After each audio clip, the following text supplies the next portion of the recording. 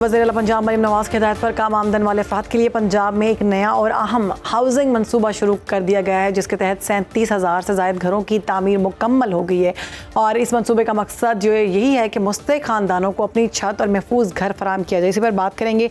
Bureau chief Lahore Arsalan रफ़ीक भट्टी हमें join कर चुके हैं। भट्टी साहब, कहिएगा कि इसकी डिटेल्स क्या हैं, कौन क्या क्राइटेरिया है, कौन इसमें रजिस्ट्रेशन करवा सकता है, रजिस्ट्रेशन का अमल क्या है, सारी डिटेल्स बताइएगा। जी शहरबानो, पहली तो बात यह है कि वज़ीर-ए-आला मरीम नवाज ने एक इस अज़म के साथ ये काम शुरू किया था कि जितने बेघर जिनसे माजी में सिर्फ वादे किए गए, उम्मीद ज़रूर दिलाई गई, लेकिन जो ऑन ग्राउंड काम था वो नहीं हुआ।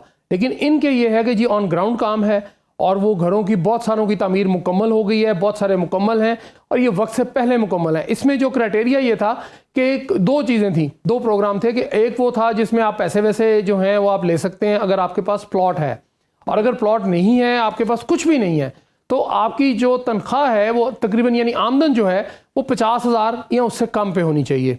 यानी मजदूर तबका, गरीब लोग, इसमें मतवसत तबके के भी लोग नहीं आए, कुछ ज़ाहिर आ गए होंगे, लेकिन गरीब लोग ज़्यादा थे जिनके पास अपनी छत नहीं थी।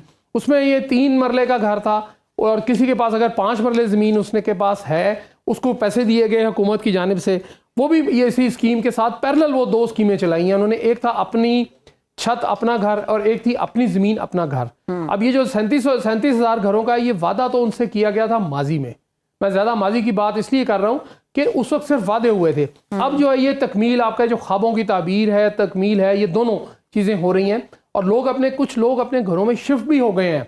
मतलब ये ज़्यादातर कुछ शहरों में हुआ है, लाहौर में ये इतना नहीं था। लाहौर और जो ज़रा आप समझ लें जो डेवलप्ड सिटीज़ हैं, जिस तरह पिंडी है, लाहौर है, फैसलाबाद है, सियालकोट है, उसके सुबर्ब्स में मसलन कसूर के करीब है जगह, दीपालपुर है, ओकाड़ा है, साहिवाल है। इसी तरह आगे चलते जाएं तो ये तकरीबन सादकाबाद तक ये बेल्ट जाती है।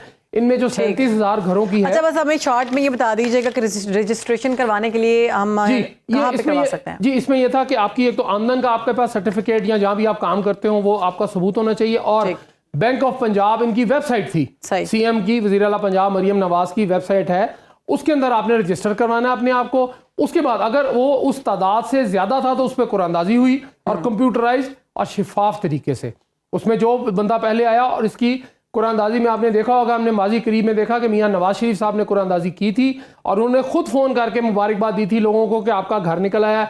उनमें जो सबसे पहला घर निकला था वो था एक रिक्शा ड्राइवर का।